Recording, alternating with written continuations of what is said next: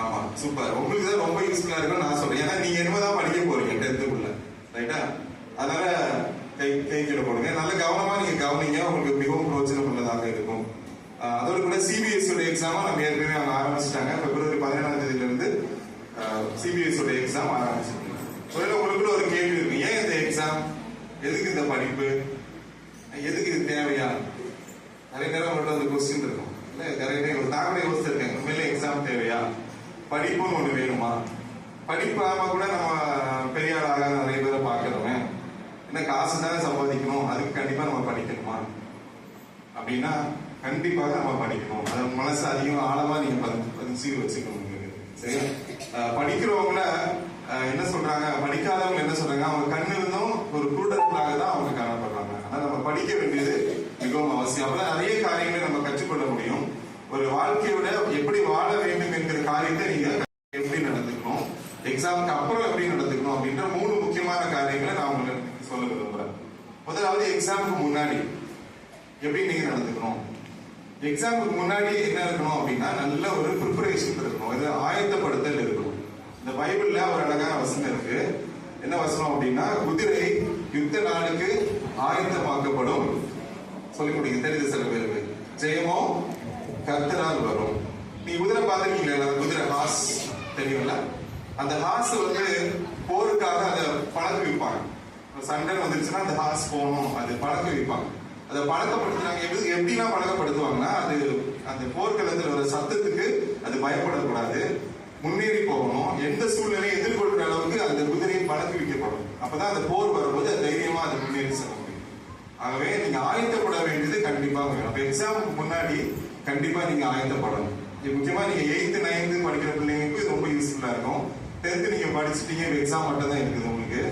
ஆனா உங்களுக்கு இன்னும் நிறைய படிக்க வேண்டியது இருக்கு. சான்றோர் கிருபைனா நான் நிறைய காரியங்களை படிக்கிறதுக்கு ஆண்டவர் எனக்கு உதவி செய்தா.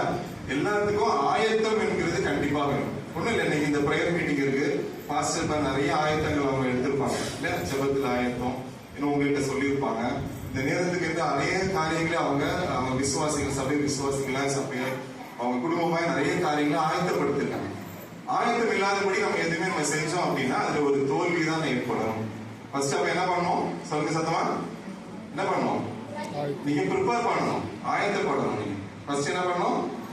ஆயத்தப்படணும், ப்ரிப்பேர் பண்ணணும், ப்ரிப்பேர் ஆகணும் உங்களுக்கு. சரியா? அப்ப எப்படி நம்ம ப்ரிப்பேர் பண்றது அப்படின்னு பாத்தீங்கன்னா, கடவுள் உங்களுக்கு ஒவ்வொரு நாளும் 24 மணி நேரத்தை கடவுள் கொடுக்குறாரு. 24 hours in a day. அப்ப அந்த 24 hours நம்ம எப்படி யூஸ் பண்ணணும்ன்றத நீங்க யோசிக்கணும். அப்ப நம்ம எப்போ நம்ம நல்லா படிக்கக்கூடிய மனநிலை இருக்குதோ அப்ப என்ன பண்ணிக்கணும், நம்ம படிச்சிடணும். எப்ப நம்மளால படிக்க முடியாது நமக்கு தெரியும் இல்ல, எல்லாருக்கும் ஒவ்வொரு நாள் நம்ம பாக்குறோம். காலையில இருந்து சாயங்காலம் நைட்டு, திருப்பியும் காலையில இருந்து சாயங்காலம், மத்தியானம் சாயங்காலம் நைட்டு, அப்படிதான் வந்துட்டே இருக்கு ஒவ்வொரு நாளும். அப்ப ஒவ்வொரு நாளும் நம்ம எப்படி ஆயத்தமாகணும் அப்படிங்கறதுல ரொம்ப கேர்ஃபுல்லா இருக்கணும். வாழ்க்கைன்றது ஒரு முறை தான். வீடியோ கேம் நம்ம திருப்பி ரீசெட் பண்ணிலாம் நம்ம விளையாட முடியாது, படிக்க முடியாது, வாழ முடியாது. ஒண்ணும் இல்லை, இன்னைக்கு காலை பொழுது திருப்பி வருமா? இன்னைக்கு காலையில 8 o'clock நம்ம திருப்பி வருமா? 9 o'clock வருமா? வராது. நாட்கள் பொல்லாதவை ஆனபடியா காலத்தை நம்ம என்ன பண்ணணும், பிரயோஜனப்படுத்தி கொடுக்கணும். சரி, இதுக்கு நீங்க என்ன பண்ணணும், உங்களை நல்லா ஆயத்தப்படுத்தி கொடுக்கணும். இப்ப நம்ம ப்ரிப்பேர் பண்ணும்போது நிறைய டிஸ்டர்பன்ஸ் வரும். அதான் அழகான இதுல பாத்தீங்கன்னா அந்த கோரியோகிராஃபில நீங்க பாத்தீங்க, மைண்ட்ல பாத்தீங்க. இப்போ என்னென்ன டிஸ்டர்பன்ஸ் எல்லாம் வரும் நம்மளுக்கு படிக்கும் போது பாத்தீங்கன்னா, எல்லாருக்கும் படிக்கணும்னு ஆசை தான். அது இப்ப இருக்க பசங்க நீங்க படிக்கிறது ரொம்ப சேலஞ்சிங்கான விஷயம் தான். நம்மளுக்கு படிப்பு எதிரி யாரு அப்படின்னு சொன்னா யாரு சொல்லுங்க பாருங்க, இன்னும் பேசுங்க. ஃபர்ஸ்ட் எதிரி யாரு? படிப்புக்கு எதிரி யாரு? அழகா கூட்டி யார் பசங்க? சத்தம் வந்துச்சு, போன். கரெக்ட். ஃபர்ஸ்ட் போன் ஒரு எதிரி நம்மளுக்கு. அடுத்தது டிவி ஒரு எதிரின்னு சொல்றீங்க. வேற சொல்லுங்க. வீடியோ கேம் ஒரு எதிரின்னு சொல்றீங்க. வேற படிக்கிறதுக்கு எதிரி இந்த சைடு சத்தமே இல்லை. சரி, விளையாடுறது, தேவையில்லாத நேரத்தில் விளையாடுறது, அதிகமான நேரம் விளையாட்டுல கான்சென்ட்ரேட் பண்றது, ஃப்ரெண்ட்ஸ் யாரோ சத்தம் கேட்டுச்சு, ஃப்ரெண்ட்ஸ் கூட எதிரி. நம்ம ஏன் ஃப்ரெண்ட்ஸ் வச்சிருக்கோம்? இல்ல, ஃப்ரெண்ட்ஸ் இருக்கிறோம், ஆனா எதிரிக்கிறோம். சரி, அதை பத்தி நான் பின்னாடி உங்களுக்கு சொல்றேன். சரி, ஓகே. அப்போ இந்த மாதிரி படிக்க முடியாதபடிக்கு நிறைய காரியங்கள் நமக்குள்ள இருக்குது. அதெல்லாம் நம்ம கண்டுபிடிச்சு உஷாரா இருக்கணும், அவ்வளவுதான். சரியா? எப்போ படிக்க முடியுதோ அப்ப என்ன பண்ணணுமா, படிச்சிடணும். இது நீங்க யோசிச்சு பார்க்கணும். சில பிள்ளைங்களுக்கு வந்து பாத்தீங்கன்னா காலையில எழுந்திரிச்சு படிக்கக்கூடியது அவங்க மைண்டுக்கு செட் ஆகும். சில பேர் நைட்டு உட்காந்து படிப்பேன். ஏன்னா இங்க நிறைய பிள்ளைங்க சொல்லுவாங்க, நான் ஒரு டீச்சர் ஆகட்டும் என்ன சொல்லுவேன், எல்லாரும் காலையில எழுந்திரிச்சு படிங்கன்னா நான் சொல்ல மாட்டேன். வித்தியாசமா அவங்க அட்வைஸ் பண்ணுவோம். ஒன்னால எப்போ படிக்க முடியுதோ அப்ப என்ன செய்யும், படி. அவங்க காலையில எழுந்திரிச்சு படிக்க முடியும்னா காலையில எழுந்திரிச்சு படி. சில பேர் நைட்டு உட்காந்து படிக்க முடியும்னா நைட்டு உட்காந்து படி. நைட் தூங்கிட்டு லேட்டா கூட நீ தப்பே கிடையாது. அதே பேர்ல எப்படி மட்டும் இருக்கக்கூடாது அப்படின்னா, நீ படிக்காம இருக்கக்கூடாது. குதிரை யுத்த நாளுக்கு ஆயத்தமாக்கப்பட வேண்டும். அது ஆயத்தப்படாம போச்சு அப்படின்னா கண்டிப்பா நமக்கு ஜெயம் கிடைக்காது. சோ கண்டிப்பா ஃபர்ஸ்ட் என்ன பண்ணுவீங்க, உங்களை நீங்க ஆயத்தப்படுத்திக் கொள்ளணும். இப்ப அடுத்தது இன்னும் நம்ம டெப்தா யோசிச்சோம்னா எத்தனை சப்ஜெக்ட் இருக்குன்னு பார்க்கணும். பிளஸ் 2 படிக்கிற பிள்ளைங்க எத்தனை சப்ஜெக்ட், பிளஸ் 1 பிளஸ் 2க்கு 6 சப்ஜெக்ட் இருக்கு. 10th படிக்கிறவங்க எத்தனை சப்ஜெக்ட் இருக்கு, 5 சப்ஜெக்ட் இருக்கு. இப்ப அந்த 5 சப்ஜெக்ட்ல உனக்கு எது ஈஸியான சப்ஜெக்ட், எது டஃப்பான சப்ஜெக்ட்ன்றதை யோசிக்கணும். நம்ம தமிழ்நாடு கவர்மெண்ட் ஒரு சர்வே எடுத்திருக்காங்க. தமிழ்நாடு ஃபுல்லாவே அதிகமா ஃபெயில் ஆகிற சப்ஜெக்ட் எது தெரியுமா? மேத்ஸ் கிடையாது, தமிழ் தான். நம்ம தமிழர்களா இருக்கோம், ஆனா எதுல அதிகமா ஃபெயில் ஆகுறாங்க, தமிழ். ஏன்னா தமிழ் அது மொழி பாடம். நீங்க எழுத்துப்பிழையோட ஸ்பெல்லிங் மிஸ்டேக்கோட எழுதுனீங்க அப்படின்னு சொன்னா அதுல உங்களுக்கு மார்க் வரைக்கும் ஃபெயில் ஆகிறது கூட வாய்ப்பு இருக்குது. ரெண்டாவது நீங்க சொன்ன சப்ஜெக்ட் என்னது, மேத்ஸ். ஒத்துக்க வேண்டிய ஒரு உண்மை. சோ அப்ப சில பேருக்கு தமிழ் கஷ்டமா இருக்கும், சில பேருக்கு மேத்ஸ் கஷ்டமா இருக்கும், இன்னும் ஒரு சில பேருக்கு இங்கிலீஷ் கஷ்டமா இருக்கும். இதே மாதிரி நம்ம சொல்லிக்கிட்டே போறோம். ஒவ்வொரு சப்ஜெக்ட் கொஞ்சம் கஷ்டமா இருக்கும் உங்களுக்கு. இப்ப கஷ்டமான சப்ஜெக்ட் நம்ம ஏதோ மாத்திக்கணும், நம்ம அதை ஏதோ மாத்திக்கணும், ஈஸியா நம்ம மாத்திக்கணும். அப்ப அதுல அதிகமா நம்ம கான்சென்ட்ரேட் பண்ணணும். கஷ்டம்னு சொல்லிட்டு அதை நீங்க தொடாம இருந்தீங்கன்னா அது உங்களுக்கு எதை கொடுக்கும் அப்படின்னு சொன்னா கஷ்டத்தை கொடுக்கும் உங்களுக்கு. புரியுதா உங்களுக்கு? அப்ப நம்ம என்ன செய்யணும் அப்படின்னா, எந்த சப்ஜெக்ட் உங்களுக்கு கஷ்டமா இருக்கோ அந்த சப்ஜெக்டை எப்படியாச்சும் நம்ம ஈஸியா நம்ம மாத்தி. அப்ப எப்படி ஈஸியா மாத்துறது, ஒண்ணு உங்க டீச்சர்ஸ்ட கேட்கணும். ரெண்டாவது சொன்னீங்கன்னா, நீங்க ஃப்ரெண்டுன்னு ஒன்று சொன்னீங்களா, அது நல்ல ஃப்ரெண்டா இருந்தா அவங்க என்ன பண்ணுவாங்க, கத்து கொடுப்பாங்க. சரியா? ஈச் ஒன் டீச் ஒன் சொல்லுவாங்க. ஒவ்வொருத்தருக்கு சொல்லி கொடுத்து. இப்ப நான் வந்து கிட்டத்தட்ட 20 வருஷத்துக்கு மேல நான் டீச் பண்றேன். டீச் பண்றதுனால நான் குறைஞ்சு போகவே இல்லை, அதிகமாக தான் வளர்ந்துருக்கிறத தவிர குறைஞ்சு போகவே இல்லை. இப்ப கண்டிப்பா என்ன பண்ணும், ஈச் ஒன் டீச் ஒன். ஒரு கதை, ஒரு உண்மை நடந்த சம்பவத்தை சொல்றேன். ஒரு உண்மையானது சம்பவம். சரியா? ஒரு சர்ச்சுக்கு ஒரு சின்ன தம்பி போனான். 3வது தான் படிக்கிற, 3rd ஸ்டாண்டர்ட் படிக்கிற ஒரு சின்ன பையன். அந்த தம்பி வந்து சர்ச்சில் இருக்கும்போது பாஸ்டர், இப்படி உங்களுக்கு பாஸ்டர் இருக்காங்க, அவங்க நிறைய நல்ல காரியங்களை சொல்லி கொடுத்தாங்க. ஒண்ணு சொன்னாங்க, கேளுங்கள் அப்பொழுது உங்களுக்கு கொடுக்கப்படும், ஏசப்பாட்ட நீங்க கேளுங்க, என்ன கேட்டாலும் ஏசப்பா தருவாரு அப்படின்னு. அந்த தம்பி எந்த கிளாஸ் படிக்கிறான்னு சொன்னேன், நல்ல கவனிக்கிறது, 3rd ஸ்டாண்டர்ட் படிக்கிறாங்க. அப்போ அந்த மாஸ்டர் சொன்னது அந்த பையன் அப்படியே மனசுல பதிஞ்சிச்சு, ஏசப்பாட்ட என்ன கேட்டாலும் தருவாரா, அப்ப நான் செக் பண்ணி பார்க்க போறேன் அப்படின்னு சொல்லிட்டு அந்த தம்பி 3வது, அப்பதான் அவங்க ஜூன் மாசம் ஸ்கூல் வந்திருக்காங்க. இப்போ எக்ஸாம் வைக்க போறாங்க. ஃபர்ஸ்ட் மிட் டெஸ்ட் வைப்பாங்க, போன உடனே ஒரு ஜூலைல வைப்பாங்க.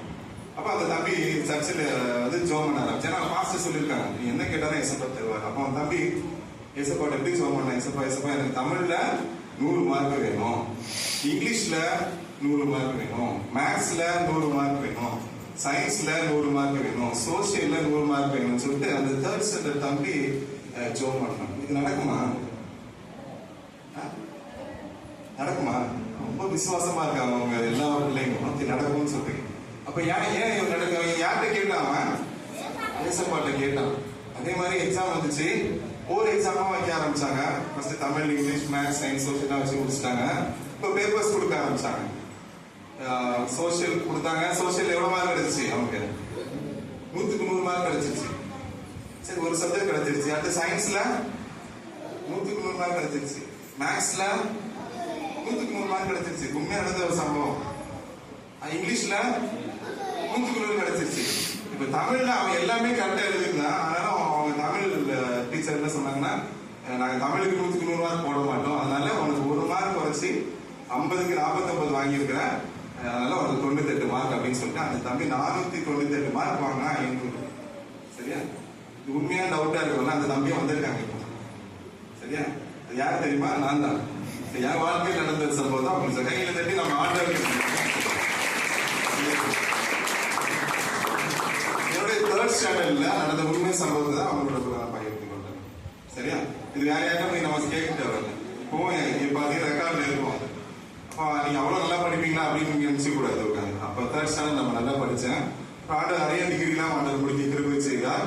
ஆண்டவர் எதுக்கு நான் இதை உங்களுக்கு சொல்றேன், என்னோட பெருமைக்காக நான் இதை சொல்லல. நீங்களும் கேளுங்கள் அப்பொழுது உங்களுக்கு கொடுக்கப்படும். யார்கிட்ட கேட்கணும்? ஆண்டவர்கிட்ட கேளு. உங்களை உருவாக்கின தெய்வம். அவர் ஏதோ கிறிஸ்டியனுக்கு மட்டும் கிடையாது, இந்த சர்ச்சில் இருக்கிறவங்க மட்டும் கிடையாது, வெளியில இருக்க எல்லாருக்கும் அவர் போதும். அதனாலதான் உங்களையும் வர சொல்றாங்க. புரியுதா? ஏதோ ஏசப்பாவில கிறிஸ்டியன்ஸ் மட்டும் தான் அப்படின்றது கிடையாது. எல்லாருக்கும் அவர் ஆண்டவர்ன்றது தெரிஞ்சதான் எல்லாரும் வாங்கன்னு சொல்றோம். எல்லா இடங்களிலும் இந்த ஸ்டூடெண்ட்ஸ் மீட்டிங் இப்ப நடக்குது, அங்கங்க நடக்குது. ஏன்னு சொன்னா கேட்கும் போது ஆண்டவர் உங்களுக்கு தர இங்க வல்லமை உள்ள ஆண்டவராக இருக்கிறார். ஆனா அதே டைம்ல நீங்க என்ன பண்ணணும், முன்னாடி சொன்ன காரியத்தை ஆயத்தப்பட வேண்டும். உண்மை, நீங்க உழைக்காதபடி ஆண்டவர் உங்களை ஆசீர்வதிக்க மாட்டார், படிக்காதபடி உங்களை ஆசீர்வதிக்க மாட்டார். குதிரை யுத்த நாளுக்கு ஆயத்தமாகாதபடி அதுக்கு ஜெயம் கிடைக்காது. படிக்காம இது ஒரு மேஜிக் கிடையாது. நீ உன் உழைப்பின் பலனை தான் ஆண்டவர் என்ன பண்ணார் உங்களுக்கு கடவுள் கொடுப்பார். ரூத் 2 பைபிள்ல ரூத் 2 12 ஆண்டவர் சொல்றார், உன் செய்திகளுக்கு தக்க பலனை ஆண்டவர் கொடுப்பார். நம்ம என்ன செய்யறோமோ அதுக்கேற்ற பலனை தான் ஆண்டவர் கொடுப்பார். நம்ம படிக்காம விளையாட்டுத்தனமா இருந்துட்டு லாஸ்ட் மினிட்ல ஆண்டவரை என்னை காப்பாற்றோம்னா ஆண்டவர் காப்பாற்றணும். நீ நல்ல உழைச்சு அப்படின்னு சொன்னா உனக்கு அதுக்கேற்ற பலனை ஆண்டவர் உனக்கு தர வல்லவர் ஆண்டவர் இருப்பார். இப்ப நம்ம எல்லாம் ப்ரிப்பேர் பண்ணிப்போம். அடுத்தது எக்ஸாம் ஹாலுக்குள்ள நம்ம போவோம். இப்ப 10th 12th போறீங்கன்னா எக்ஸாம் ஹாலுக்குள்ள போவோம். எக்ஸாம் ஹாலுக்குள்ள யாருமே அலோவ் பண்ண மாட்டாங்க. அப்படிதானே? பேரண்ட்ஸ் அலோவ் பண்ணுவாங்களா? பண்ண மாட்டாங்க. டீச்சர்ஸ் உங்களுக்கு பாடம் எடுத்தவங்களை அலோவ் பண்ணுவாங்களா? அலோவ் பண்ண மாட்டாங்க. அது பெரிய ஒரு ஒர்க்கா நடக்கும். வேற ஸ்கூல்ல போயிட்டு வேற டீச்சர்ஸ் வருவாங்க, எக்ஸாம் ஹாலுக்குள்ள போவோம், டைமுக்கு ஆரம்பிப்பாங்க. ஒரு செகண்ட் கூட மாத்தி தான் போயிட்டு இருக்காது. ஃபுல்லா தமிழ்நாடு ஃபுல்லா ஒரே டைம்ல ஆரம்பிப்பாங்க. நான் எக்ஸாம் ஹாலுக்குள்ள போயிருக்கிறதுனால சொல்றேன். இப்போ நான் எக்ஸாம் ஹாலில் போகும்போது சில பிள்ளைங்க பார்த்தீங்க அப்படின்னு சொன்னா 3 விதமான பிள்ளைங்களை நான் பார்த்துருப்பேன். ஃபர்ஸ்ட் நாங்கள் என்ன பண்ணுவோம், அப்படின்ட்டு உட்கார வச்சிருவோம் பிள்ளைங்களா. அவங்க நம்பர் படி உட்காந்துருவாங்க. ஒரு ஹாலில் 20 பேர் தான் உட்கார பண்ணுவாங்க. 10th எழுந்த பிள்ளைங்களுக்கு தெரிஞ்சுக்கும், நீங்க ஏற்கனவே 10th எழுந்தவங்களுக்கு தெரிஞ்சுக்கும். ஒரு ஹாலுக்கு 20 பேர், அதுல ஒரு சூப்பர்வைசர் இருப்பாங்க. வெளியில வறண்டாலே என்ன பண்ணுவாங்க, எப்படி நடக்குதுன்னு பாக்குறதுக்கு அங்க ஒரு சூப்பர்வைசர் இருப்பாங்க, ஃபிளைங் ஸ்குவாட் இருப்பாங்க, சீஃப் இருப்பாங்க. இப்படி ஒரு சிஸ்டமேட்டிக்கா தான் எக்ஸாம் நடக்கும். நம்ம அங்க யாரும் போயிட்டு அங்க காப்பி அடிக்கவோ இல்ல பார்த்து எடுக்கிறதுக்கோ வாய்ப்பு மிக மிக கம்மி. அவங்க பர்மிஷன் கொடுத்தாத வழியே எதுவுமே நம்ம பண்ண முடியாது. ஏன்னா அவங்களை கண்காணிக்கிறதுக்கு நிறைய பேர் இருக்காங்க.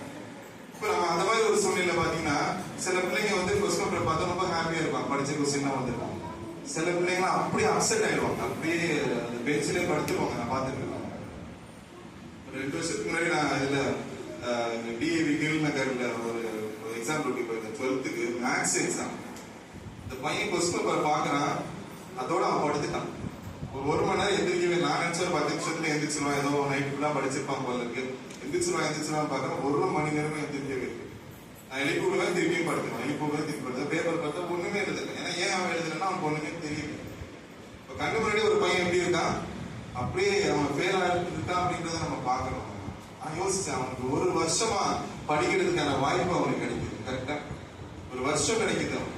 இந்த 3 மணி நேரம் அவனுக்கு ஜஸ்ட் எழுதுறதுக்கு தான் கடவுள் வாய்ப்பு கொடுக்குறாரு. நம்ம ஒரு இயர் அவனுக்கு படிக்கிறதுக்கு வாய்ப்பு கிடைக்கும். இது ஒரு பக்கம். இன்னொரு பிள்ளைங்க எப்படி இருப்பாங்க, நல்லா எழுதிட்டே இருப்பாங்க. திடீர்னு என்ன ஆயிடும், அவங்களுக்கு மனசுல அவங்களுக்கு எதுவுமே வராது, அப்படியே மறந்துடும்.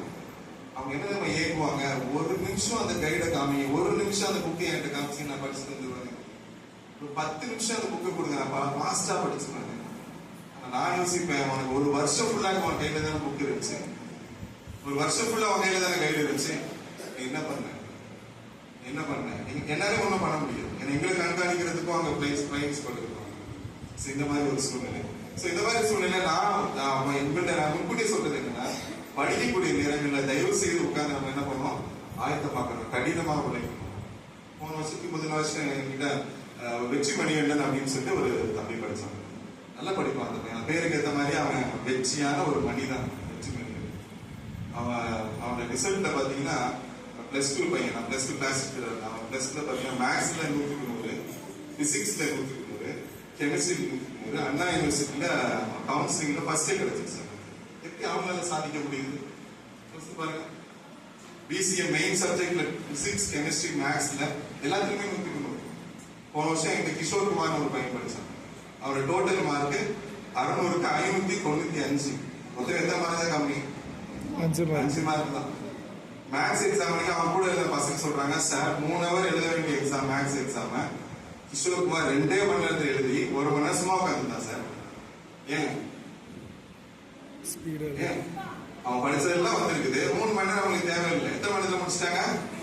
2 மணி நேரத்தில் முடிச்சிட்டாங்க. சும்மா உட்காந்துருக்க. மார்க் எவ்வளவு அவனுக்கு? மேக்ஸ்ல 100க்கு 100. போன வருஷம் டோட்டல் 595. மார்க் ஷீட்லாம் என்கிட்ட இருக்கு. அப்படி அப்ப அவங்க கிட்ட நான் பேசுவேன், நீங்க எப்படி படிக்கிறீங்க, எப்படி நீங்க உங்களால இவ்வளவு மார்க் வாங்க முடியுது, வெற்றி மணிகண்டனால எப்படி அவங்க மேக்ஸ் பிசிக்ஸ் கெமிஸ்ட்ரி திரும்பி வாங்க முடியுது, கிஷோர் குமாரால எப்படி வாங்க முடியுது அப்படின்னா அவங்களுடைய கடினமான உழைப்பு தான். ரெண்டாவது அவங்க பிரேயர் பண்ணும்போது ஆண்டவர் அவங்க உழைப்பு என்ன பண்றாரு, அவங்க ஆசீர்வதிக்கிறார். நம்ம உழைக்காதபடி, நம்ம படிக்காதபடி இது ஏதோ மேஜிக் கிடையாது. நம்ம உழைக்கும் போது, படிக்கின்ற போது அந்த படிப்பு ஆண்டவர் என்ன பண்ணுவாரு, ஆண்டவரை இயேசு கிறிஸ்து அதை ஆசீர்வதித்து நமக்கு கொடுத்தாங்க. இப்போ இவங்க சொன்னாங்க, விபின் அண்ணன் சொன்னாங்க, அவங்க சொல்லும் போது அவங்களுக்கும் போட்டி யார், அவங்க சொன்னாங்கல்ல விபின் அண்ணன் போட்டி யார் வந்துருந்தா, நம்ம கடினமா உழைக்கணும். அதே நேரத்துல நம்ம ஆண்டவரத்துல கொடுக்கும் போது ஆண்டவர் அதை என்ன பண்ணுவார், அதை பிளஸ் பண்ணி கொடுப்பாரு. உங்களுக்கு எல்லாம் தெரியும், ஒரு கல்யாண வீட்டுல ஏசப்பாங்க போறாரு. அப்ப அவங்க திராட்சை ரசம் இல்ல, ஏசப்பாட்ட சொன்னாங்க. அந்த குறைவை ஆண்டவர் என்ன பண்றாங்க, நிறைவாயம் வச்சு எல்லாருக்கும் திராட்சை ரசத்தை ஆண்டவர் கொடுத்துருக்காரு. 5 மீன் இன்ஸ்டன்ட்லயும் அதே தான்.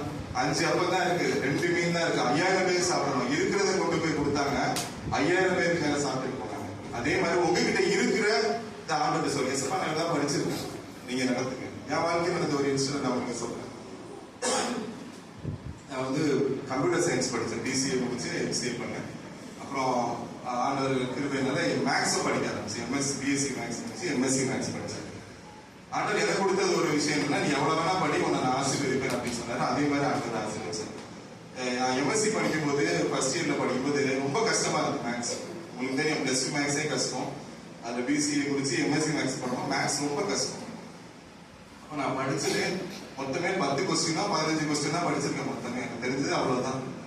ஆண்டவர் ஜெபம் பண்ணேன். ஆனா அதுக்கு மேல எனக்கு படிக்கிறதுக்கு எனக்கு முடியல, அவ்வளவு டஃபா இருக்கு. அப்போ நான் சொன்னேன், ஏசப்பா எனக்கு தெரிஞ்சது இவ்வளவுதான் நான் படிச்சிருக்கேன், இதுக்கப்புறம் எனக்கு தெரியாது. நான் பார்த்து எழுத போறதும் கிடையாது, காப்பி அடிக்க போறதும் கிடையாது, பிட்டு கொண்டு போறதும் கிடையாது. எனக்கு அந்த பழக்கமும் கிடையாது, நான் பண்ணவும் மாட்டேன். இப்போ நான் எக்ஸாம் போறேன். எனக்கு தெரிஞ்ச மொத்தமே 15 கொஸ்டின் தான். இதை வச்சுதான் நான் பண்ணணும். நீங்க நம்ப மாட்டீங்க, அந்த கொஸ்டின் பேப்பர்ல நான் பாஸ் ஆகிற அளவுக்கு கொஸ்டின் இருந்து 4 கொஸ்டின் இருந்துச்சு. 4 10 மார்க் 40 மார்க் பாஸ் ஆகிடும். அப்ப ஆண்டவர் ஒரு ஆலோசனை கொடுத்தாரு அந்த நேரத்தில் எக்ஸாம் ஹால்ல. நீ உனக்கு தெரியாதத கூட என்ன பண்ணேன், நீ மார்க் போட்டு கொஸ்டின் எழுதி ஏதோ ஒன்று எழுதுனாரு. எனக்கு ஏதோ ஒன்று கூட எழுத தெரியாது, அவன் அவ்வளவு டஃபா இருந்துச்சு. 4 மட்டும் தெரியும், 40 மார்க் பாஸ் ஆயிடுவோம் அப்படின்னு சொல்லி மீதி உள்ளதுனா கொஸ்டின் எழுதி விட்டேன். ஆண்டவர் உள்ளத்துல ஏவர நீ கொஸ்டின் எழுதி வச்சுட்டு வந்துடுறாரு. நீங்க நம்ப மாட்டீங்க, அந்த கொஸ்டின் பேப்பர்ல நிறைய தப்பு இருந்ததுனால கொஸ்டின் அட்டன் பண்ணவங்களுக்கு எல்லாம் மார்க் கொடுக்க சொல்லி எனக்கு 60க்கு மேல மார்க் ஆண்டவர் கொடுத்தேன். கரெக்ட்ல தள்ளி நான் இதெல்லாம் வந்து ஆண்டவருடைய பிரயாசங்களை நம்ம பார்க்கறது, எப்படி செய்யணும் அப்படிங்கறத பார்க்கணும். அப்போ எக்ஸாம் ஹால்ல படிக்காம வந்த ஸ்டூடெண்ட்ஸே நான் பார்த்திருக்கேன். அதே டைம்ல மறந்து போச்சுன்னு ஃபீல் பண்ற பசங்களையும் நான் பார்த்திருக்கேன். அதே டைம்ல ரொம்ப உடம்பு முடியாம இருக்கிற பசங்களையும் பார்த்தேன். உங்க ஹெல்த் ரொம்ப இம்பார்ட்டன்ட். சுவர் இல்லாமல் என்ன வரைய முடியாது, சித்திரம் வரைய முடியாது, ஓவியம் வரைய முடியாது, சித்திரம் வரைய முடியாது. அப்ப நீங்க நல்லா இருந்தாதான் நீங்க நல்லா படிக்க முடியும். கரெக்டா? எல்லாருக்கும் உடம்பு சரியில்லாம வந்திருக்கு, ஃபீவர் வந்திருக்கும், தலைவலி வந்திருக்கும், வயிற்று வலி வந்திருக்கும், ஏதோ ஒரு உட முடியாம இருக்கும். அந்த உட முடியாத நேரங்கள்ல படிக்க முடியுமா? படிக்க முடியாது. அப்ப நம்ம என்ன பண்ணணும், நம்ம உடம்ப நல்லா பாதுகாத்துக்க வேண்டியது அவசியமா இருக்கு. அப்ப அதுக்கு என்ன பண்ணணும்னா, கரெக்டா காலையில சாப்பிட வேண்டியது சாப்பிடணும், மத்தியானம் சாப்பிடும்போது சாப்பிடணும், நைட்டு கொஞ்சம் கம்மியா சாப்பிட்டுட்டு நம்ம தூக்கணும். நான் என் ஸ்டூடெண்ட்ஸ்ல என்ன சொல்லுவேன்னா, நீங்க 7 மணிக்கு நல்லா சாப்பிட்டுன்னு சொல்லுவேன். நீ 10 மணிக்கு போய் நல்லா சாப்பிட்டு தூங்குறதுக்கு பெரிய பலன் தான் நமக்கு தேவை. நான் என்ன சொல்றேன்னா, உங்களுக்கு அதான் சொல்றேன், நீங்க 7 மணிக்கு நல்லா சாப்பிட்டுட்டு நல்லா படிங்க, அப்புறம் அப்படியே தூங்குங்க. தப்பு கிடையாது. நம்ம பண்ற தப்பு என்ன தெரியுமா, 10 மணிக்கு போய் நிறைய சாப்பிடுவோம், 9 மணிக்கு போய் நல்லா சாப்பிடுவோம், அப்புறம் நல்லா தூங்குவோம், காலை விடிய தூங்குவோம், நல்லா சாப்பிடுவோம். அது தேவை தெரியாது. நீங்க 7 மணிக்கே நல்லா சாப்பிடுங்க. அவங்க வீட்டுல உங்க பேரண்ட்ஸ் அதுக்கு இந்த மாதிரி பழகிக்கணும். 7 மணிக்கு நல்லது சாப்பிட்டுட்டு நல்லா படிங்க, அப்புறம் அந்த டைம்ல தூங்க, காலையில சீக்கிரமா குளிப்பு போறோம். இப்படிப்பட்ட சின்ன சின்ன காரியங்களை நம்ம செய்யும் போது ஆண்டவர் நம்முடைய பிரயாசங்களை என்ன பண்ணாரு, ஆசீர்வதிப்பார். அடுத்தது, இப்ப நீங்க எக்ஸாம் எழுதி முடிச்சுட்டு வெளியில வந்ததுக்கு அப்புறமா அதிகமான நேரம் கொஸ்டின் பேப்பரை வச்சு நீங்க டிஸ்கஸ் பண்ணக்கூடாது. நம்ம பார்ப்போம், நம்ம எல்லாம் ரைட்டு நினைச்சுட்டு வருவோம், சூஸ் எல்லாம் கரெக்ட் 10 ரைட்டுவோம்.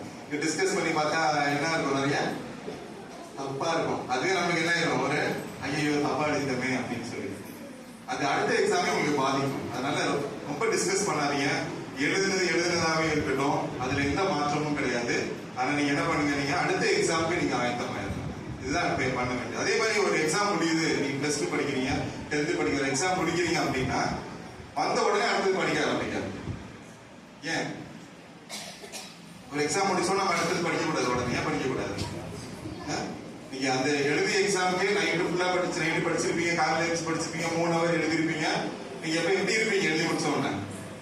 ரொம்ப ரொம்ப டயர்டா இருப்பீங்க. உடனே நீங்க அடுத்த சப்ஜெக்ட் எடுக்கக்கூடாது. தேவையான அளவு ஓய்வு எடுத்துக்கணும். Take the necessary rest then you start. தேவையான அளவு ரெஸ்ட் எடுத்துட்டு அதுக்கப்புறம் நீங்க என்ன பண்ணுங்க, அடுத்த எக்ஸாமுக்கு படிக்க ஆரம்பிங்க. அது உங்களுக்கு இருக்குல்ல.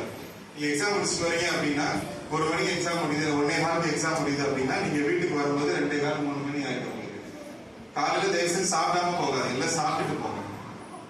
சாப்பிட்டு போனாதான் எழுதுறதுக்கு உங்க பிரைன் ஒர்க் ஆகும். உங்களுக்கு இல்லை டயர்டா இருக்கு ஃபீல் பண்ணுவீங்க. போயிட்டு வந்தது கூட நீங்க என்ன பண்ணுங்க, நல்லா சாப்பிட்டு தூங்கிடுங்க. தூக்கம் வர நல்லா தூங்கிடுங்க. இல்லை படிக்காம கொஞ்சம் ரெஸ்ட் எடுங்க, கொஞ்சம் பீஸ்ஃபுல்லா இருக்கு. அதுக்கப்புறம் நீங்க அடுத்த எக்ஸாம் பண்ணுங்க. அதனாலதான் கவர்மெண்ட் ஒவ்வொரு எக்ஸாமுக்கு அடுத்த எக்ஸாம் லீவ் விடுறாங்களா இல்லையா? 10th பாத்தீங்கன்னா நிறைய லீவ் இருக்கு, 12th லீவ் கொடுத்துருக்காங்க. அப்போ அந்த லீவை நம்ம என்ன பண்ணணும், கரெக்டா பயன்படுத்திக்கணும். ஒரு எக்ஸாம் முடிஞ்சோன்னா அடுத்த எக்ஸாமுக்கு தேவையான ரெஸ்ட் எடுத்துட்டு பண்ணும்போது உங்களுக்கு அடுத்த எக்ஸாம் ப்ரிப்பேர் பண்ணக்கூடிய நல்ல ஒரு ஹெல்ப் உங்களுக்கு கிடைக்கும். இப்போ பேப்பர் கரெக்ஷன், சரியா? பேப்பர் கரெக்ஷன், நான் நிறைய பேப்பர் கரெக்ஷன் பண்ணேன். இந்த பசங்க ரொம்ப அறிவாளின்றது பேப்பர் கரெக்ஷன். எந்த கொஸ்டின் கேட்டாலும் எழுதிடுவாங்க ஆன்சர். எந்த கொஸ்டின் கேட்டாலும் அங்க ஒரு ஆன்சர் இருக்கு. ஆனா அந்த ஆன்சர் மோஸ்ட்லி எதுல இருக்காது அப்படின்னா, புக்கில் இல்லாத ஒரு ஆன்சர் அவங்க எழுதிருப்பாங்க. நம்ம பசங்களுக்கு எக்ஸாம் ஹாலில் தான் பயங்கரமா பிரெயின் ஒர்க் ஆகும். கரெக்டா? எந்த கொஸ்டின் கேளுங்க, நான் என்ன சொல்றேன், இந்த பிரெயினை நீங்க படிக்கிறதுல யூஸ் பண்ணீங்கன்னா உங்கள மாதிரி டாப்பர்ஸ், உங்கள மாதிரி புத்திசாலி யாருமே இருக்க மாட்டாங்க. நான் பார்த்திருக்கேன், ஒரு கொஸ்டினை கேட்டா அந்த கொஸ்டினை வச்சுக்கிட்டே அவங்க என்ன பண்ணுவாங்க, அரை பேஜ், ஹாஃப் பேஜுக்கு 1 பேஜ் கூட அவங்க எழுதுவாங்க அந்த ஒரு வார்த்தையை வச்சு. அப்பதான் நினைப்ப நம்ம பசங்க எவ்வளவு புத்திசாலியா இருக்காங்க. ஒரு சின்ன ஹிண்ட் கொடுத்தா போதும் அவங்க எழுதிருப்பாங்க.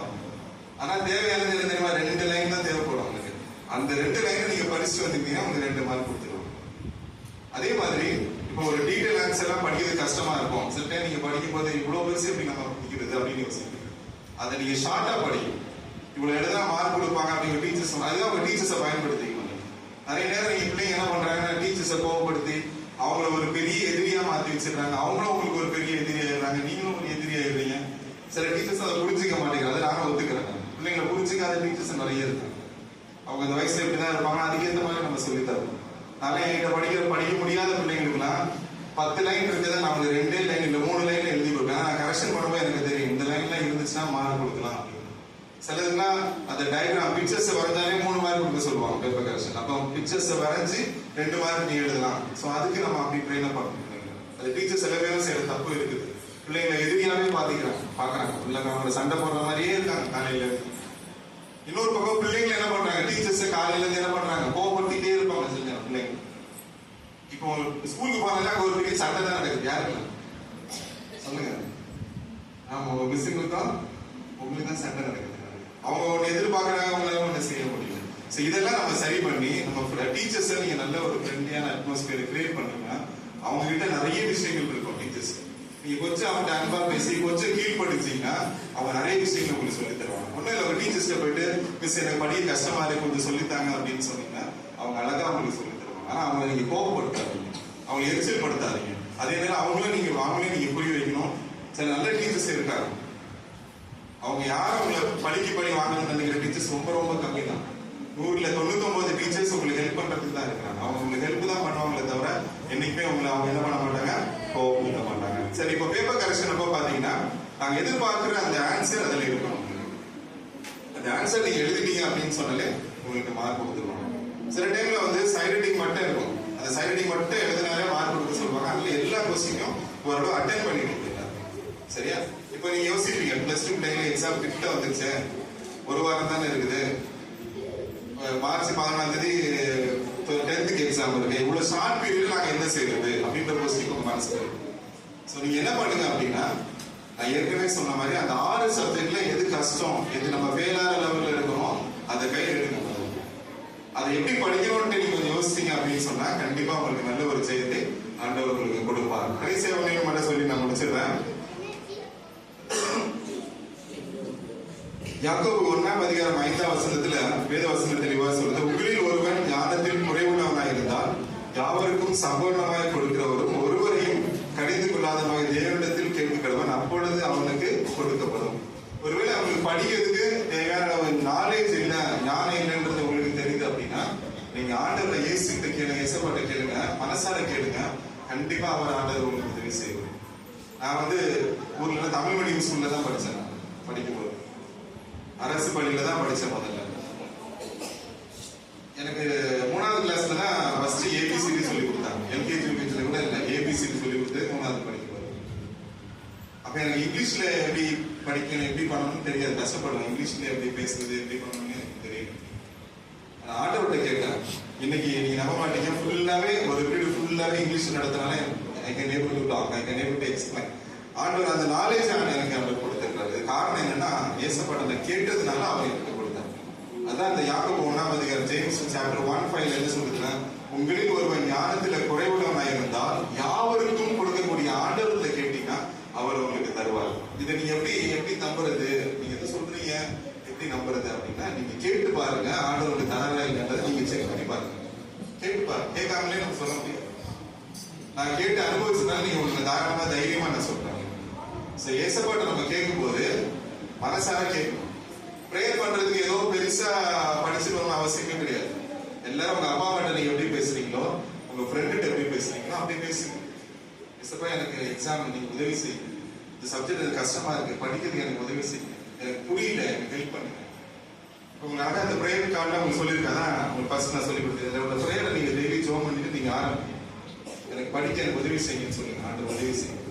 நான் ஏற்கனவே சொன்ன மாதிரிதான், நீங்க ஆயத்தப்படாம இருந்தீங்கன்னா உங்களுக்கு ஜெயம் கிடைக்காது. ஆனா நீங்க ஆயத்தப்பட்டு நீங்க கஷ்டப்பட்டு உழைச்சிங்க, படிச்சீங்க அப்படின்னு சொன்னா உங்களுக்கு நிறைவான மார்க், நீங்க நினைச்சதை விட பெஸ்டான மார்க் ஆண்டவர் உங்களுக்கு தர வல்லமை உள்ள ஆண்டவராக இருக்கிறார். சோ கடைசியா நான் உங்களுக்கு மட்டும் சொல்லி முடிச்சிடுறேன். சோ நீ ஒரு சில கமிட்மெண்ட்டுக்குள்ள வரணும். என்னென்ன காரியங்கள் நான் செய்ய மாட்டேன், என்ன காரியங்கள் நம்ம செய்யணும் அப்படிங்கிற கமிட்மெண்ட்ல வரணும். நீங்க முக்கியமா பாத்தீங்க அப்படின்னு சொன்னா படிக்கிறதுக்கு நேரம் ஒதுக்கணும். படிக்காம இருந்துட்டு தான் முடியாது, படிக்கிறது நேரம் ஒதுக்குங்க.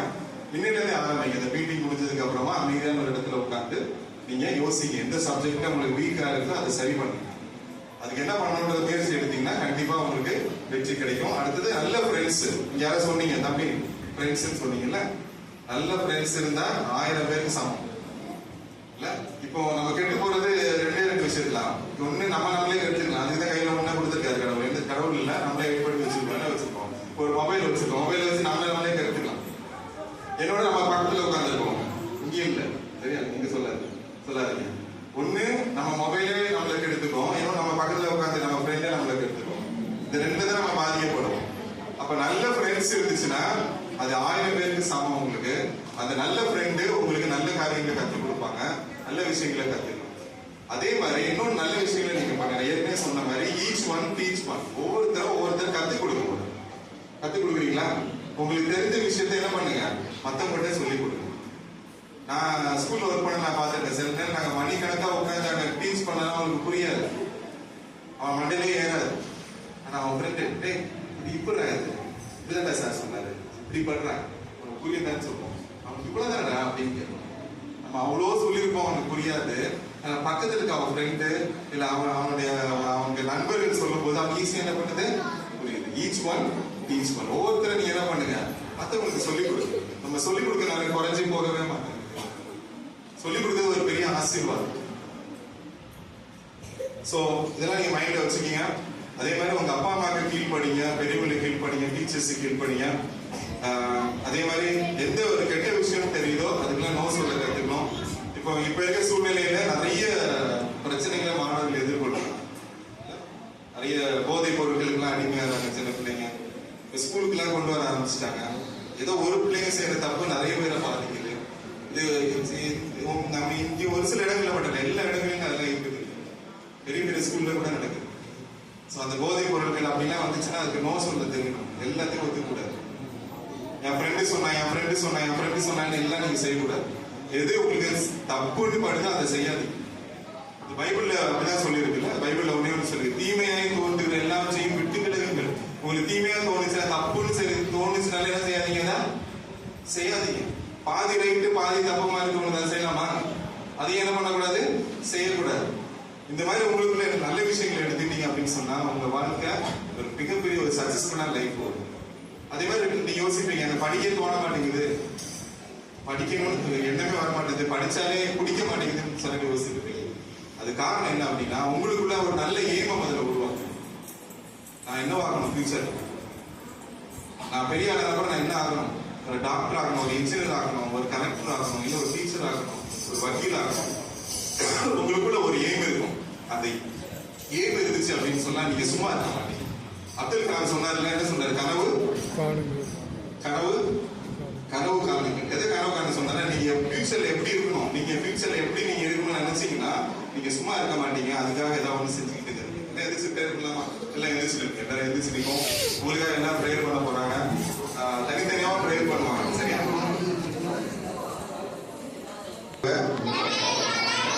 உமக்கு நன்றி ஏசப்பா, என்ன இந்த இடத்திற்கு கொண்டு வந்ததற்காக உமக்கு நன்றி. இனி வரப்போகிற எக்ஸாம்ல நல்ல மார்க் எடுக்க எனக்கு உதவி செய்யுங்க. நான் படிக்காமல் இருந்த நாட்களுக்காக என்னை மன்னிங்க. இனி வரக்கூடிய நாட்கள்ல ஒவ்வொரு நேரத்தையும் நன்றாக பயன்படுத்தி படிக்க உதவி செய்யுங்க. என்னுடைய எதிர்காலத்தை ஆசீர்வதிங்க. படிக்க தேவையான நல்ல ஞானம், அறிவு, ஞாபக சக்தி, புரிந்து கொள்கிற திறன் எல்லாவற்றையும் எனக்கு தந்து என்னை ஆசீர்வதிங்க. இயேசுவின் மூலம் ஜெபிக்கிறேன். ஆமென். கண்ணவங்க எல்லாருமே உங்களுக்காக நாங்கள் ஜெபிக்கிறோம். நேசிக்கிறதுக்கு உள்ள கர்த்தாவே, இந்த இயேசுவின் நாமத்தினாலே உங்களை நோக்கி நாங்கள் ஜெபிக்கிறோம். ஆண்டவரே, இந்த அருமையான ஒவ்வொரு சிறு கண்மணி பிள்ளைகளையும் வல்லமையோட கடமைப்படுத்தி கொடுப்பதாக ஆண்டவரே. சபா ஒவ்வொரு பிள்ளைகளையும் நீங்க ஆசீர்வதிங்க. இந்த பிள்ளைங்க ஆண்டவரே உங்களை நோக்கி வந்திருக்காங்க. ஆண்டவரே, இந்த சொல்லி நாங்கள் சர்ச்சைக்கு போனா எக்ஸாம் ஈஸியா இருக்கும், நாங்க பாஸ் ஆயிடுவோம், நல்ல மார்க் கிடைக்கும்னு சொல்லி ஒரு நம்பிக்கையோட வந்திருக்காங்க. சபா நோக்கி பாருங்க. இந்த இடத்துல வந்து அடுத்த வருஷம் நாங்க நல்ல மார்க் எடுத்தோம்னு சொல்லிட்டு அவங்க சாட்சி சொல்ல போயிருந்தாங்க. ஆண்டவரே, அவங்க ஒருவேளை சரியா படிக்காம ஒரு சில பிள்ளைங்க இருக்குன்னு ஆண்டவரே அவங்களை நீங்க மன்னிங்க. இனி வரக்கூடிய நாட்கள்ல ஒழுங்கா படிக்க உதவி செய்யுங்க. ஆண்டவரே, அவங்க படிச்ச கொஸ்டின் கொஞ்சம் கம்மியா இருந்தா கூட அது கொஸ்டின் பேப்பர்ல வரைக்கும் செய்யுங்க சபா. அல்லது கொஸ்டின் பேப்பர்ல இருக்கிற கொஸ்டின் அவங்க முன்கூட்டியே படிக்க நீங்க உதவி செய்யுங்க. ஆண்டவரே, எப்படியாவது நல்லா மார்க் எடுக்க இந்த பிள்ளைகள் உதவி செய்யுங்க. இனி வரக்கூடிய ஒவ்வொரு கிளாஸும் ஸ்டார்டிங்ல இருந்து அவங்க நல்லா படிக்க தேவனுக்கு உதவி செய்வீராக. இந்த மீட்டிங் நீங்க ஆசீர்வதித்து கொடுத்ததுக்காக ஸ்தோத்திரம். ஆண்டவரே, இந்த இடத்துல ஒரு சர்ச் ஆண்டவரை உருவாக்கி கொடுத்ததுக்காக ஸ்தோத்திரம். சபை விசுவாசிகளுக்காக நன்றி செலுத்துகிறோம். இந்த மீட்டிங் ஆண்டவரே பின்னாடி இருந்து உழைத்த ஒவ்வொருத்தருக்காக நன்றி செலுத்தினோம். ஆண்டவரே சபாவை நீங்க ஆசீர்வதிங்க. பாஸ்டர் அம்மா பிள்ளைகள் குடும்பத்தை ஆசீர்வதிங்க. ஆண்டவரே, இந்த இடத்துல அவங்களுடைய கூட இணைந்து அந்த ஊழியம் செய்கிற ஒவ்வொரு வாலிப பிள்ளைகளை ஆசீர்வதிங்கப்பா. ஆண்டவரே, இந்த கோரிக்காப்பில் இருந்த ஒவ்வொரு அந்த யூத்தை நீங்க பொருட்படுத்திக்கணும். யூத் பாய்ஸ் அண்ட் கேர்ள்ஸ் நீங்க ஆசீர்வதிங்க. ஆண்டவரே, எதிர்கால வாழ்க்கை ஆசீர்வதித்து கொடுங்க. ஆண்டவரே, என்னுடைய பகுதியை உடைய கருத்தில் கொடுக்கிறோம். ஆவியனுடைய ஆளுகை ஆண்டவரே இந்த பகுதியில் வருவதாக. பரிசுத்த ஆவியனுடைய ஆளுகை எல்லா இடத்தையும் காணப்பட ஒப்புக்கொண்டு சொல்லிக்கிறோம். எங்க ஏரியாவை நீங்க ஆசீர்வதிங்க. இன்னும் ஆண்டவரே இருக்கிற ஒவ்வொரு பிள்ளைகளையும் நீங்க ஆசீர்வதிங்க. இயேசுவின் மூலம் ஜெபிக்கிறோம் நல்ல பிதாவே. உட்காருங்க, உட்காருங்க. தட்டி சார்பாக நன்றி சொல்லலாம். சார் நல்லா நம்மளுடைய அனுபவத்தில் இருந்து உங்களுக்கு சில ஆலோசனை நல்லா தெளிவாக சொல்லிக் கொடுத்தாங்க. என்ன செய்யணும்? எக்ஸாமுக்காக நம்ம என்ன செய்யணும்? என்ன செய்யணும்? ப்ரிப்பேர் ஆகணும். சரியா? ஆயத்தம் இல்லைன்னா ஒன்றும் செய்யல. அதனால நீங்க மொபைல் போனு, டிவி, கேம்ஸு இதையெல்லாம் தயவு செய்து இருந்து நிறுத்திட்டு இப்பவே நீங்க என்ன செய்யணும்? படிக்கிறதுக்கு நேரத்தை ஒதுக்கணும். அவங்க அழகா தெளிவா சொல்லி தந்தாங்க. ஒரு உங்களுக்கு எப்போ உங்களுக்கு படிக்கிறதுக்கான அந்த பீஸ்ஃபுல்லான மைண்ட் உங்களுக்கு அந்த ஒரு நேரத்தை நீங்க ஒதுக்கிக்கோங்க. அது நீங்க படிக்கிற நேரத்துல மற்ற எந்த அதாவது மொபைல் போனே மக்கள் கொண்டு வராங்க. தனிப்பட்ட முறையில உட்கார்ந்து படிக்கிறதுக்கு நீங்க என்ன செய்ய பேஸ் பண்ணிக்கலாம். நாங்க ஏன் உங்களுக்கு சொல்றோம்னு சொன்னா, நீங்க நல்லா படித்து நல்ல நிலைமையில் நீங்க நல்லா படிச்சிட்டீங்கன்னா உங்களுக்கு நல்ல அதிகமான மதிப்பெண்கள் கிடைக்கும் போது இன்னும் உங்களுக்கு வந்துட்டு கான்பிடன்ஸ் அதிகமா கூடும். அடுத்து வருகிற நாட்கள்ல நீங்க அதிகமா படிக்கிறதுக்கு உங்களுக்கு உதவி செய்வாங்க. சரியா? அதனால ஆயத்தமா அது போல உங்களுக்கு என்னென்ன சப்ஜெக்ட்ல உங்களுக்கு ஒருவேளை கஷ்டமா இருந்தாலும் அங்கே அழகா சொன்னாங்க பைபிள் வசனத்துல இருந்து ஞானம் குறைவு உள்ளவனா இருந்தா இயேசுப்பா கேட்க இயேசுப்பா எனக்கு உதவி செய்யுங்க. நாங்க ஒரு சின்ன ஜெபத்தை வந்துட்டு அந்த பைபிள் மார்க்கெட்டால போட்டுருக்கோம். ஏன் போட்டுருக்கோம்னா எல்லாருக்கும் எங்களுக்கு ஜெபம் பண்ணலாம் தெரியாது அப்படின்னு நீங்க சொல்றீங்க. அட்லீஸ்ட் நீங்க அதை பார்த்து அதை படிச்சு அது மாதிரி இயேசப்பா ஒரு அப்பாவோட பேசுகிறது போல கேட்கிற உதவிகள் தான். அடுத்து என்னன்னு இயேசப்பா ஏதோ ஒரு காரியம் சொல்ற உனக்கு இருக்கிற இந்த பலத்தோட போ, உனக்கு இருக்கிற இந்த பலத்தோட போ அப்படின்னு சொன்னா உனக்கு எவ்வளவு கிருபை இருக்கு, உனக்கு எவ்வளவு தாளந்துகள் இருக்கு எல்லாம் இயேசுப்பா தந்திருக்கிறாங்க. ஒருவேளை எனக்கு மற்றவங்களை போல இல்லை அப்படின்னு என்ன செய்யாது நினைக்காது. உனக்கு எல்லாவற்றிலும் ஆண்டவர் ஒவ்வொருத்தருக்கும் தனிப்பட்ட விதத்துல சில விசேஷித்த தாளந்துகள் அன்று தந்திருக்கிறார். உனக்கு தந்திருக்கிறத வச்சு நீ இயேசுப்பா கிட்ட ஜெபம் பண்ணிட்டு போ. அது அங்கே சொன்னது போல ஒருவேளை படிக்கிற காரியங்கள் உனக்கு குறைவுள்ளதா இருந்தாலும் உனக்கு இருக்கிறத நீ ஜெபம் பண்ணிட்டு இயேசுப்பாவுடைய உதவியை கேட்டு நீ தைரியமா நீ போகும்போது இயேசுப்பா நிச்சயமா உனக்கு அதுல உதவி செய்வாங்க. சரியா? உனக்கு அந்த எக்ஸாம்ல படித்த காரியம் உனக்கு தெரிந்த காரியங்கள் வருகிறதற்கு உதவி செய்வாங்க. அப்போ என்னோட இயேசுப்பா சொல்றாங்க உன்னோடு கூட நான் இருப்பேன். எப்போது இயேசுப்பா எல்லாருக்கும் சொல்ற ஒரு காரியம் என்னன்னு சொன்னா உன் கூட நாம் நம்ம கூட எப்போது இருக்கும். இயேசுப்பா நம்ம கூட இருந்தா நமக்கு எல்லாத்திலையும் வெற்றி பெறலாம். அப்படிதானே? அதனாலதான் நம்ம ஜெபம் பண்ணணும். இயேசுப்பா என் கூட வாங்க, என் கூட இருக்கு. அப்போ படிக்கணும். நமக்கு எதுலாம் குறைவு இருக்கோ இயேசுப்பாட்ட கேட்கணும். ரெண்டாவது ஆண்டவர் சொல்றாங்க உனக்கு இருக்கிற பலத்தோட போ. எனக்கு இது இல்லை, அவங்கள மாதிரி இல்லை, இவங்க மாதிரி இல்லை, மற்றவங்களை பார்த்து நீ ஒரு நாள் என்ன செய்யாத, உன்னுடைய நம்பிக்கை தளர விடாத. இயேசுப்பா சொல்றாங்க உனக்கு இருக்கிறதுல நீ போ, நான் உனக்கு வெற்றி தருவேன். சரியா? அதே போல கடைசியா இயேசுப்பா சொல்றாங்க நான் உன் கூட இருக்கிறேன், நான் உன் கூட ஓ அங்க அழகா சொன்னாங்க. நானும் கடைசியா ஒரு சின்ன ஜெபம் மட்டும் பண்ணி நடத்த செய்யணும். அது போல நீங்க இப்ப 10th எக்ஸாம் எழுதிருக்கீங்க, நீங்க யாரா இருந்தாலும் உங்களுக்கு எக்ஸாம் டைம்ல ஒரு வேலை ஜெபம் பண்ணணும் அப்படின்னு சொல்லி தோணுச்சுன்னா இந்த இடத்துல டெய்லி காலையில 5 மணி முதல் 6 மணி வரைக்கும் ஜெபம் நடக்கும். 5 மணில இருந்து 6 மணி வரைக்கும் ஜெபம் நடக்கும். எக்ஸாம் டைம்ல நான் இங்கதான் இருப்பேன், காலையில் இங்கதான் இருப்பேன். ஒருவேளை நீங்க எக்ஸாம் போறதுக்கு முன்னால வந்து ஒரு ப்ரேயர் பண்ணிட்டு போகணும் அப்படின்னு நீங்க விரும்புனீங்கன்னா நீங்க தாராளமா வரலாம். சரியா? முதல் புரிஞ்சுச்சா?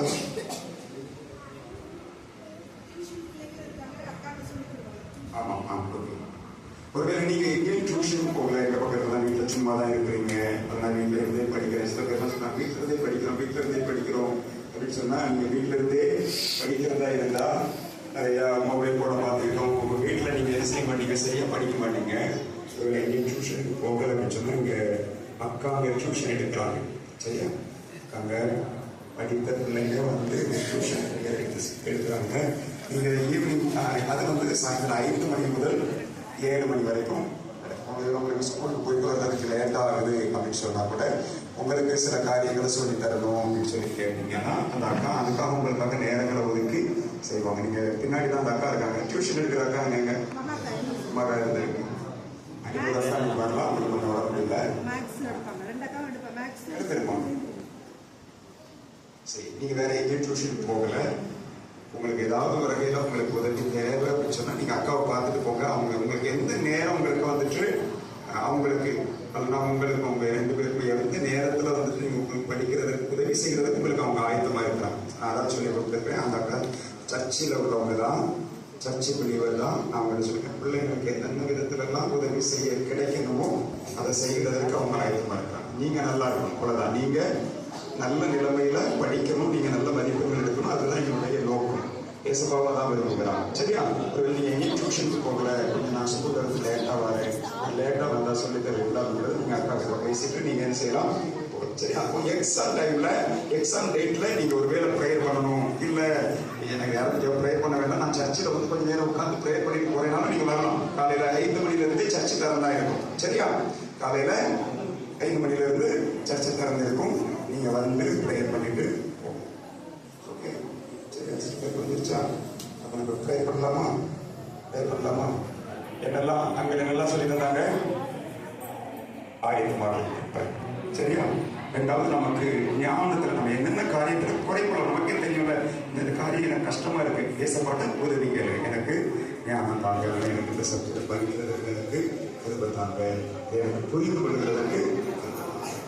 மூன்றாவது ஏசப்பா சொல்றாங்க, உனக்கு இருக்கிற உனக்கு இருக்கிறதுல நீ ஒரு குறைவுள்ள, நீ குறைவுள்ளவனோ இல்லை, உனக்கு ஆண்டவர் ஏதோ ஒரு விதத்துல உனக்கு விசேஷத்தை தாழ்ந்தாண்டு தந்திருக்காங்க. அதான் சொல்றாங்க, அந்த பைபிள் வசனம் சொல்லுது, உனக்கு இருக்கிற இந்த பலத்தோட போ, நான் உன்னை அனுப்புறேன் அப்படின்னு சொல்லி அவங்க சொல்ற. அப்போ நீங்க இயேசுப்பாட்ட ஜெபம் பண்ணுங்க, இயேசுப்பா நீங்க எனக்கு தந்திருக்கிற தாளந்துகளை வைத்து நான் எக்ஸாம் எடுத்து போறேன், எனக்கு உதவி செய்யுங்க. ஆனா எல்லாவற்றிலும் இயேசுப்பாவுடைய உதவியை கேட்கணும், அது மட்டும் நான் ஞாபகம் வைக்கணும். ஏன்னா இயேசுப்பா எல்லா இடத்துலயும் இருக்கிறாரு, கூப்பிடுகிற எல்லாருக்கும் உதவி செய்வார். சரி, கடைசி இயேசுப்பா சொல்றாங்க, நான் உன்னோடு கூட, அப்ப நாம என்ன செய்யணும், உன்னோடு கூட இருக்குன்னு சொன்னா நீங்க சொல்ற இயேசுப்பா என் கூட வாங்க அப்படின்னு சொன்னா நம்ம கூட வருவாங்க, நமக்கு உதவி. ப்ரே பண்ணலாமா? ப்ரே பண்ணலாமா? வேற ஏதோ சந்தேகம் ஏதாவது இருக்கா? சந்தேகம் ஏதாவது இருக்கா? அங்கெல்லாம் வந்துட்டு அதான் சொன்னாங்களே, சந்திரா நகர்ல வந்துட்டு அவங்க டியூஷன் எடுக்கிறாங்க. ஒருவேளை நீங்க அங்க tuition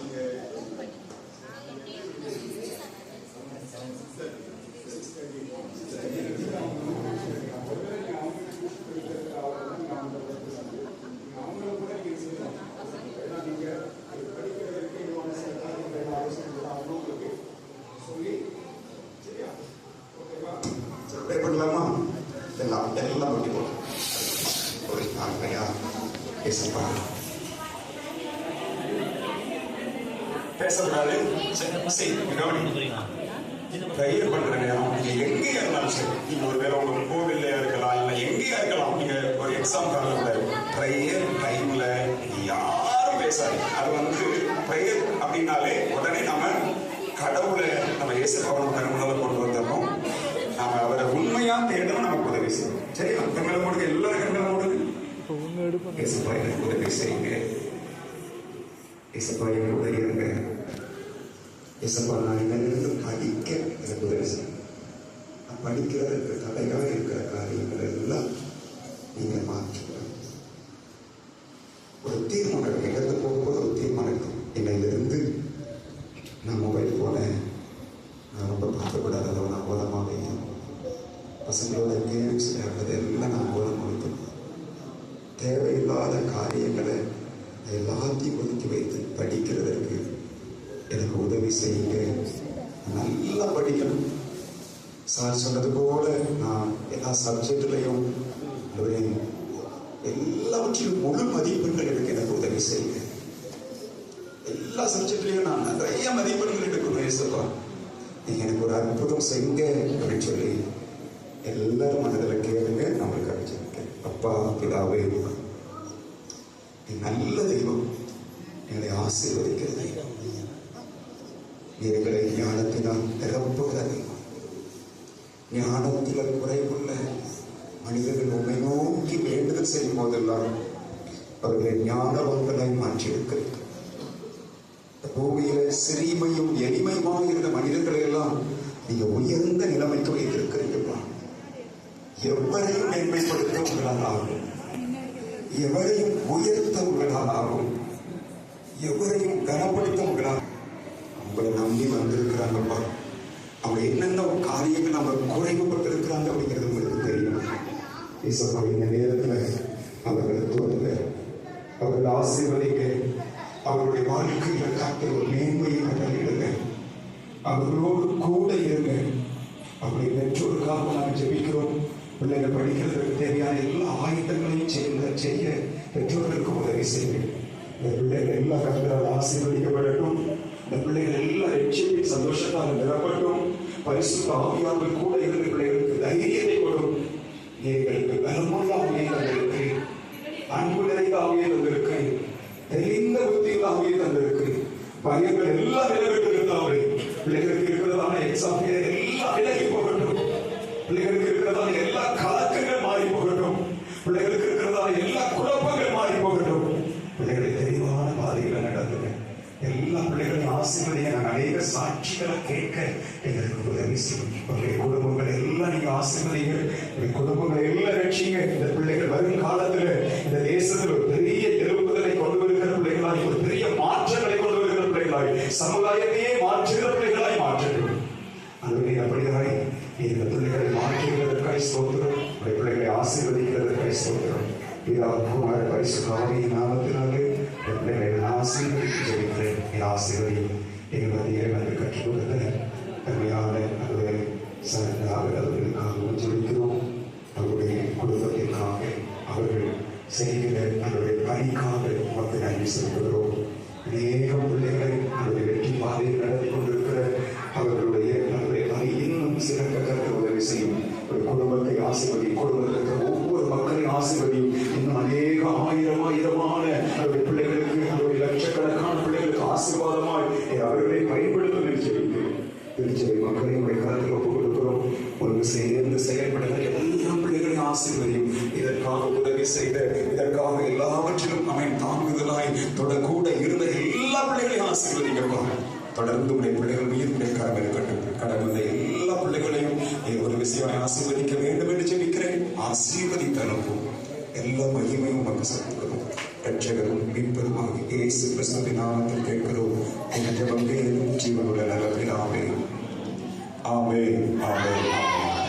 okay, God bless you. ஆண்டவர் உங்களுக்கு நிச்சயமாக